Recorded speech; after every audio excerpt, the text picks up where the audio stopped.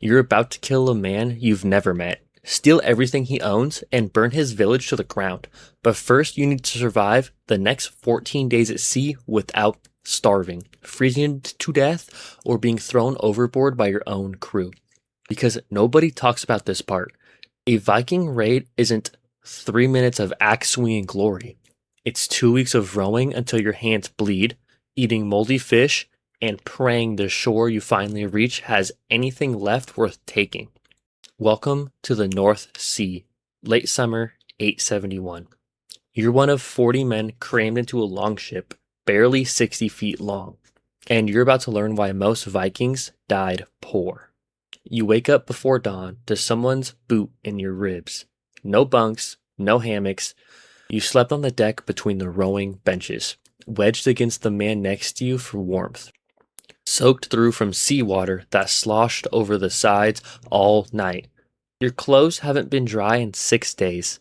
The wool tunic you're wearing, the only one you own, is stiff with salt and starting to rot against your own skin. You can smell yourself. You can smell all 40 of you. The stench in the hull is so thick it coats your tongue. The man who kicked you is Bjorn, the ship's owner, and technically your commander. He's not a jarl, not nobility. He's a farmer who saved for 3 years to buy this ship. And he recruited you back in Norway with a promise: one good raid, and you'd come home with silver arm rings and enough hack silver to buy land. You believed him because you're 22 and you own nothing. Your father's farm went to your older brother. You had 2 choices: stay and work his fields for the rest of your life, or get on this ship. You chose the ship. Bjorn's already barking orders. The wind died overnight, which means today you row. You take your place on the bench, the same spot you've occupied since you left the fjord 14 days ago, and wrap your hands around the oar. The blisters that open on day 2 now harden into calluses, but new ones are forming underneath. The wood is slick with blood and seawater. 30 men to the oars, 5 on each side resting in bailing water. Bjorn at the steering or in the stern. In the rest trying to sleep or checking weapons you've already checked 1,000 times. You row. For 10 hours straight you row. The rhythm is everything. Pull, lean back, recover. Pull. If one man falls out of sync, the oars clash and the whole ship lurches. Happened on day 4. A man named Nut mistimed his stroke, cracked the guy behind him in the jaw with his oar handle, started a fight that nearly threw both of them overboard. Bjorn beat them with the flat of his axe until they bled, then made them row double shifts for 2 days. You haven't seen Nut smile since. The North Sea in summer is cold. Not winter cold, but cold enough that your wet clothes leach the warmth from your body hours after hour. Your muscles scream. Your lower back is a knot of fire. Every pull of the oar sends a jolt through the shoulders that you feel in your teeth.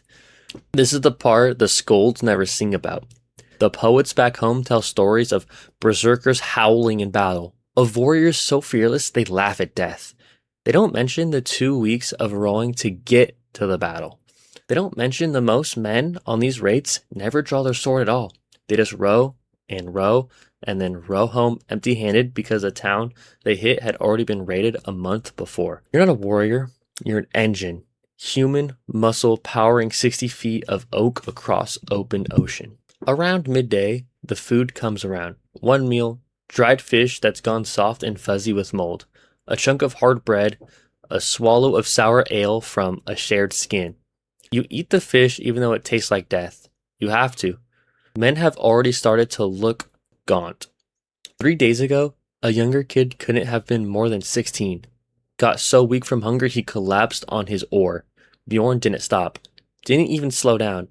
Just had 2 men drag the kid to the center of the hole and put another rower in his place. The kid's still alive, barely, curled in the bilgewater, shaking. No one talks about him. No one helps him. Because if you can't row, you're ballast. And ballast doesn't get a share of the plunder. Here's the thing about Viking raids that don't make it into the sagas. They're a gamble, and the odds are terrible. You're burning through your food, your water, your body's reserves, rowing toward a coast you've never seen, hoping to find a monastery or a village rich enough to make this nightmare worth it. But every crew in Scandinavia has the same idea.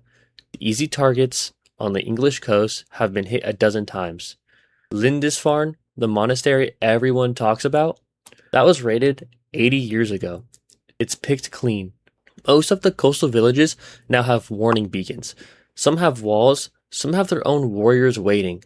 Men who fought off 3 or 4 raids already and know exactly how to kill you when you stagger off the boat exhausted and half starved. You might row for 2 weeks, hit a village and find nothing but burned fields and empty huts. Or you might find a fight you can't win and end your life face down in the surf with an English spear in your belly, drowning in 3 inches of water while your crew rows away without you. That's if you even make it to shore. Storms kill more Vikings than swords ever do. No deck, no cover, just open sky. When the weather turns and you bail water until your arms give out, and then you bail with your helmet, your hands, whatever you've got, because if the ship goes down in open ocean, you're done. You can't swim in wool and chain. The cold stops your heart in minutes. Last winter, Bjorn's cousin took a crew to Ireland and none of them came back. 30 men, just gone. No one knows if they wrecked or froze or got slaughtered on a beach somewhere. Their families are still waiting. But you keep rowing, because the alternative, crawling back to your brother's farm, broken and poor, having risked everything for nothing, is worse than dying. The sun's starting to drop when the call comes from the bow. Land. The coast of Northumbria. Finally. Rocky beaches, green hills beyond. Smoke rising from a settlement maybe 2 miles up the coast. Your heart kicks. This is it.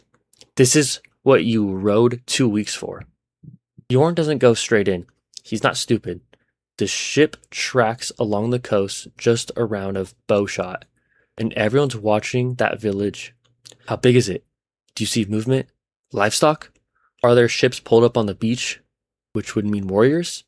You're all doing the math, and the math is brutal. 40 of you exhausted, underfed, some barely able to stand. If that village has a militia of even 20 men who've eaten hot food and slept in beds, this becomes a fight you might lose. An hour of reconnaissance. Then Bjorn makes the call.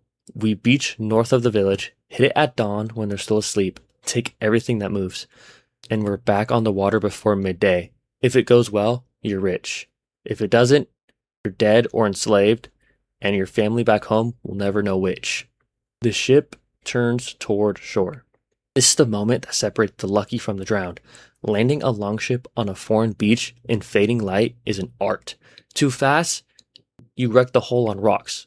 Too slow, and you get caught in the surf and rolled. Bjorn's done this before. He picks his angle, barks the cadence, and you row hard, synchronized, driving the ship up onto the sand with a crunch that you feel in your bones. Instant chaos. Men pouring over the sides into knee-deep water, hauling the ship higher so the tide doesn't take it. Because if you lose the ship, you die here. England is not your home. There's no walking back. You drag the longship into the dunes. Guards are posted. 4 men. Rotating shifts. The job no one wants because it means you don't get to raid. Which means don't get a full share. You're not picked for guard duty. You're one of 30 who will hit the village. Cold camp. No fires. Smoke gives you away. You sit in the dunes, gnawing another piece of rancid fish, checking your weapons for the 100th time. You've got an axe, a wooden shield, and a knife. No sword. Swords cost more than farms. You think about the people in the village. They're asleep right now, in warm beds. No idea that before the sun's fully up, you'll be kicking in their doors. You try not to think about whether they have children. Doesn't matter. Can't matter. You didn't come here to make friends. You came here to survive. 2 hours before dawn, Bjorn gives a signal. You move in silence through the dark. 40 shadows crossing the headland. The village is small. Maybe 15 houses. One larger hall, animal pens, a fishing boat pulled up on the beach. No walls, no guards. They don't know you're here. And then you're inside the village, and someone's shouting. And a door crashes open, and it's not glory, it's not heroic, it's just screaming and smoke grabbing everything you can carry before someone puts an axe in you. You're in a house. There's a man lunging at you with a fish cutting knife. You swing your axe on pure instinct and feel it bite into something soft, and he goes down. And you're shaking so hard you can barely hold your weapon. There's a woman in the corner shrieking, a kid. You take the iron pot off the fire, 2 blankets, a silver brooch from the woman's cloak, and you're out, stumbling back toward the beach where the ship is. Your arms full of things that aren't worth a man's life, but might buy you another year before you have to do this again. 15 minutes, start to finish. The hull's burning. 3 of your crew are dead. 1 took a spear. 2 got swarmed and beaten to death by villagers with farming tools. 5 villagers are dead, maybe more. Bjorn shouting to get back to the ship. The smoke's rising, and every warrior for 10 miles will see it. You have minutes before the beach is swarming with English soldiers. You throw your plunder into the hull and shove the longship back into the surf. Oars out, rowing again, blood still on your hands. Rowing like the devil himself is behind you. Because he is. You can see raiders on the hill now. Coming fast. The wind catches. Bjorn raises the sail and the ship leaps forward, and the coast of Northumbria falls away behind you. And you're alive. You made it, and the things you took might sell for enough silver to get you through winter. Maybe 2 if you're lucky. And then it's 2 weeks of rowing home. Every week we live another day history forgot. The days that built the world, one frozen hand and one desperate choice at a time. So subscribe if you enjoyed the video, and I'll see you guys in the next one.